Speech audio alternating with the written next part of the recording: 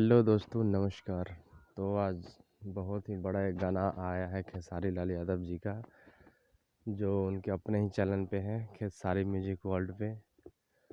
तो बहुत ही बवाल गाना है। अभी 7 बजे रिलीज हो गया है, जिसका टाइम था 6 बजे, लेकिन 1 घंटा बाद रिलीज हुआ है।